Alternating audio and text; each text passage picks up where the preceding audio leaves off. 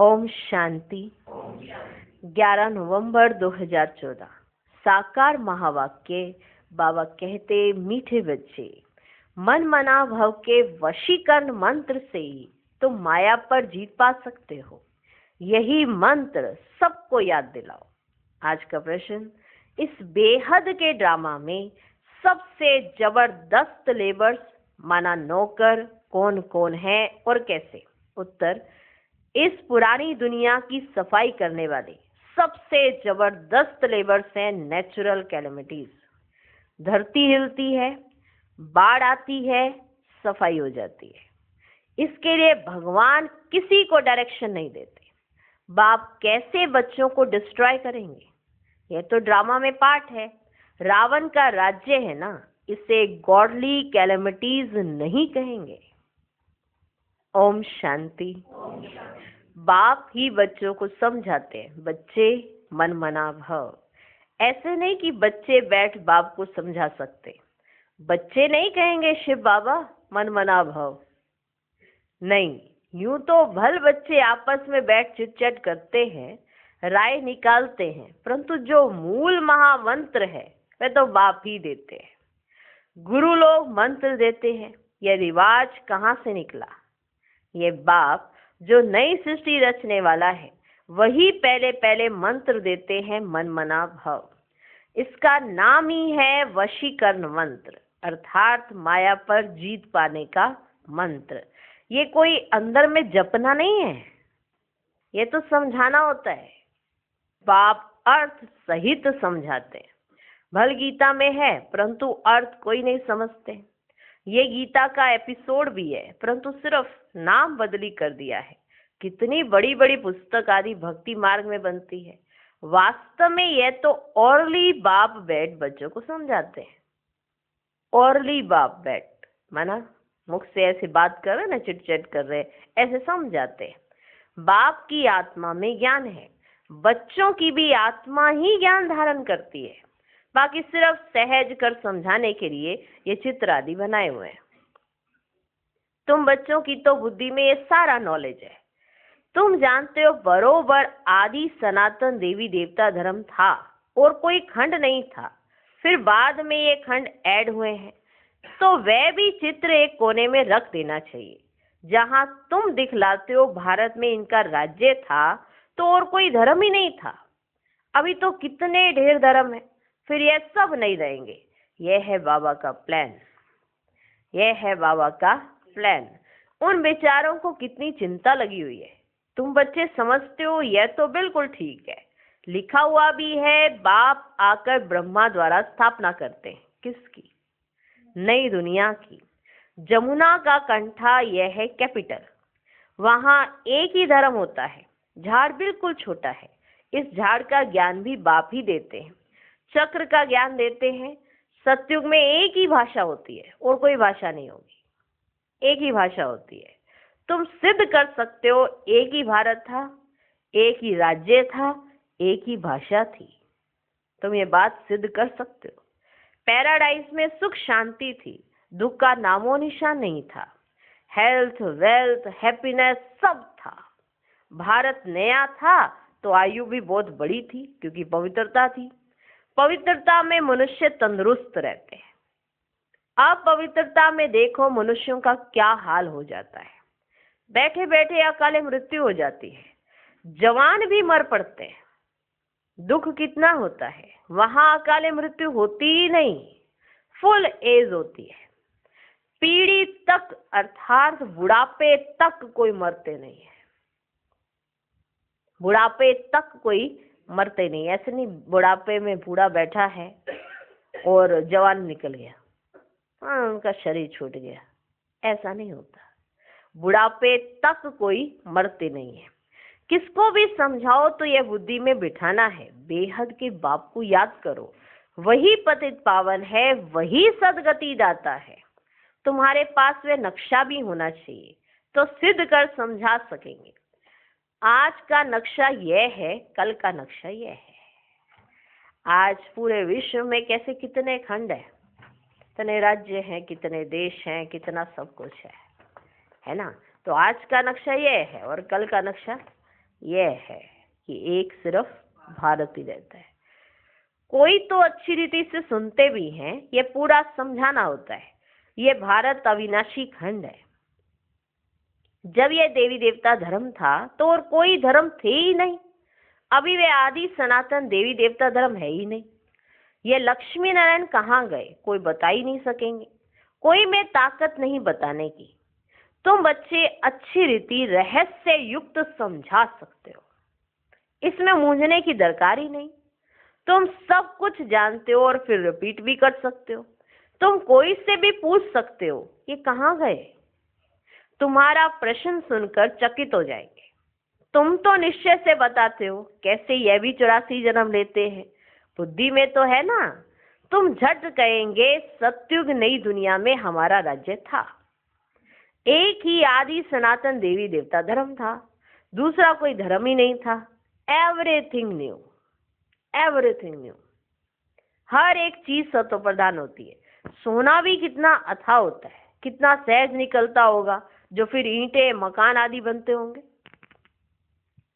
कितना सहज सोना निकलता होगा, जो ईंटें जो है मकान है वो सब सोने की बनेंगी, तो कितना सहज होगा। वहां तो सब कुछ सोने का होता है। खानियां सब नहीं होंगी ना। इमिटेशन तो निकालेंगे नहीं इस, जबकि रियल बहुत है। ऐसा तो है नहीं कि यहाँ भी आर्टिफिशियल या इमिटेशन निकाल दें। जब रियल पड़ा है तो इमिटेशन क्यों निकाले, जबकि रियल बहुत है। यहाँ रियल का नाम ही नहीं है। इमिटेशन का कितना जोर है, इसलिए कहा जाता है झूठी माया, झूठी काया, झूठा सब संसार। संपत्ति भी झूठी है। हीरे मोती ऐसे ऐसे किस्म किस्म के निकलते हैं जो पता भी नहीं पड़ सकता कि सच्चा यह है या झूठा यह है। ऐसे ऐसे निकल पड़े। शो इतना होता है जो परख ही नहीं सकते कि झूठा है या सच्चा। इतना शो होता है। वहां तो ये झूठी चीजें आदि होती ही नहीं है। विनाश होता है तो सब धरती में चले जाते हैं। इतने बड़े बड़े पत्थर हीरे आदि मकानों में लगाते होंगे, वह सब कहां से आया होगा। कौन कट करते होंगे। माना इतना बड़ा पत्थर होगा, सीधा पत्थर थोड़ा लगा दोगे महलों के अंदर, उसकी कटिंग भी तो होगी। ईंट का आकार भी तो दिया जाएगा। कौन करेंगे कट। एक्सपर्ट होते कि नहीं होते।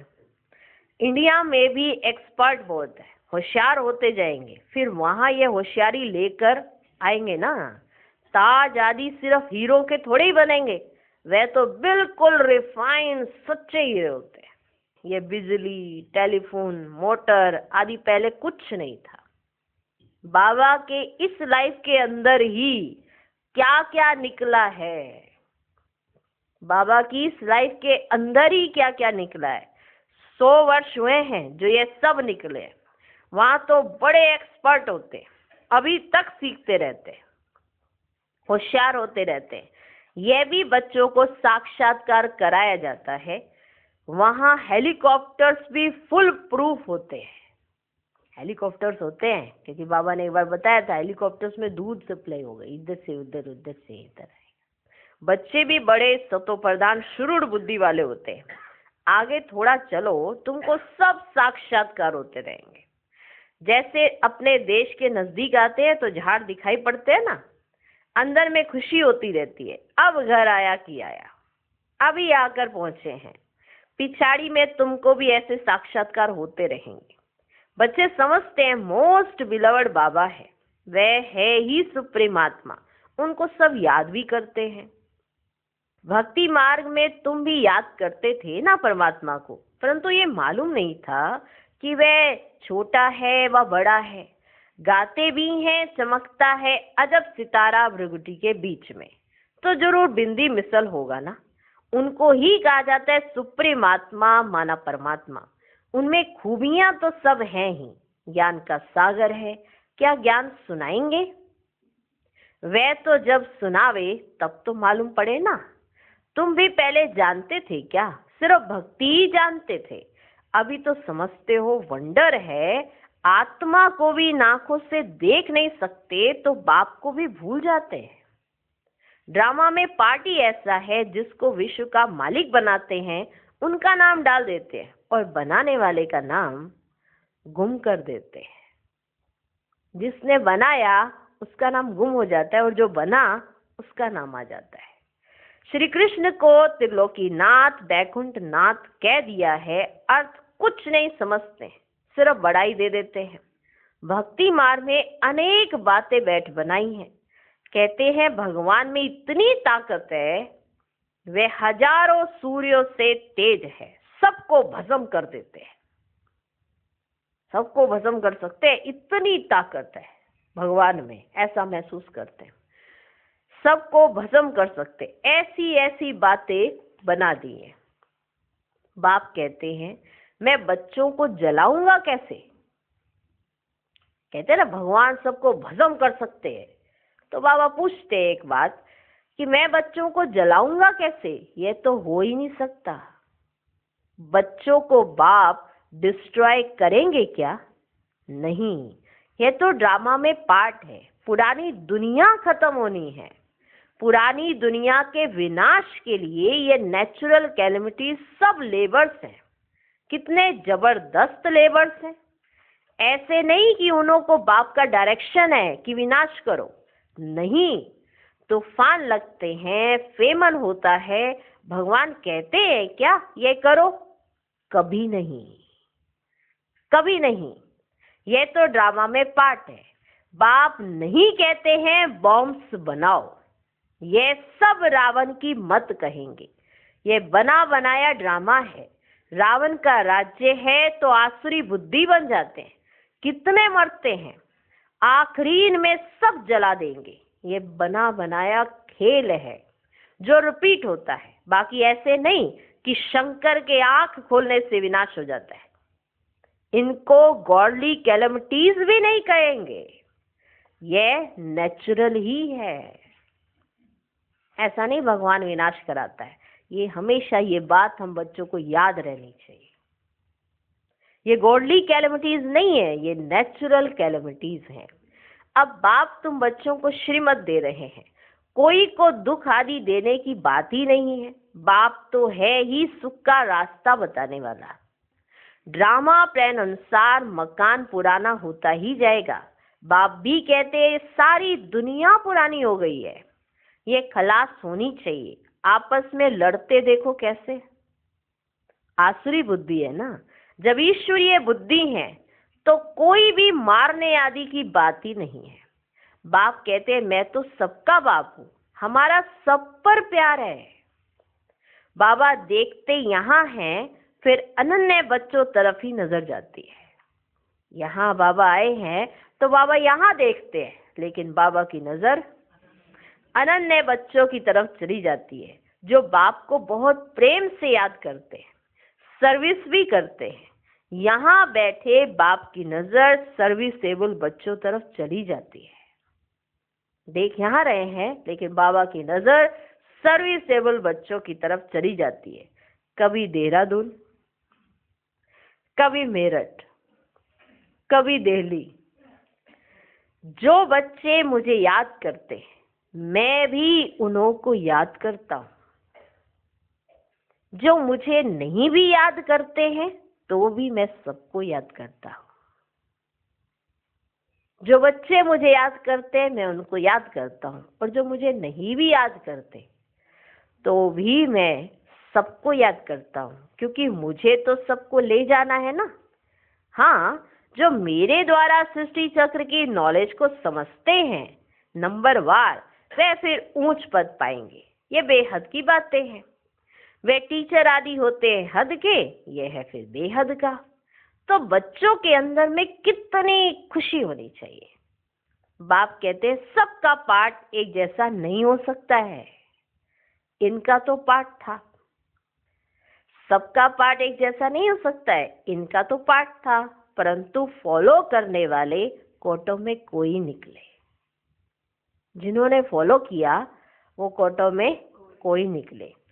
कहते हैं बाबा हम 7 दिन का बच्चा हूं, 1 दिन का बच्चा हूं तो पुंगरे ठहरे ना। तो बाप हर बात समझाते रहते। नदी भी बरोबर पार कर आए थे, बाबा के आने से ही ज्ञान शुरू हुआ है। उनकी कितनी महिमा है। वे गीता के अध्याय तो तुमने जन्म जन्मांतर कितने बार पढ़े होंगे, फर्क देखो कितना है। कहाँ श्री कृष्ण भगवान वाच, कहाँ शिव परमात्मा वाच। रात दिन का फर्क है। तुम्हारी बुद्धि में अब है हम सचखंड में थे, सुख भी बहुत देखा। अब तुम्हारी बुद्धि में है कि हम सचखंड में थे, सुख भी हमने बहुत देखा। 3/4 है ना, 3/4 सुख देखते हैं। सुख देखते हो 3/4, ये नहीं आधा आधा है। 3/4 सुख देखते हो। बाप ने ड्रामा सुख के लिए बनाया है, ना कि दुख देने के लिए। ये तो बाद में तुमको दुख मिला है। लड़ाई तो इतनी जल्दी लग नहीं सकती। तुमको बहुत सुख मिलता है। आधा आधा हो तो भी इतना मजा ना रहे। आधा सुख आधा दुख, फिर तो कोई मजा नहीं है ना। अब सुख देख लिया, अब उतना ही दुख देखना ही है, ऐसा नहीं है। 3/4 ये तो बाद में तुमको दुख मिलता है। लड़ाई तो इतनी जल्दी लग नहीं सकती। अगर आधा आधा हो ना तो इतना मजा न रहे। 3,500 वर्ष तो कोई लड़ाई नहीं, किसी की किसी से कोई लड़ाई नहीं। 3,500 वर्ष तो कोई लड़ाई नहीं, बीमारी आदि नहीं। यहाँ तो देखो, बीमारी पिछाड़ी बीमारियां लगी हुई हैं। एक बीमारी जाती नहीं, दूसरी आ जाती पहले। एक का इलाज कराओ, दूसरी पहले तैयार करी रही है, मैं भी आ रही हूँ।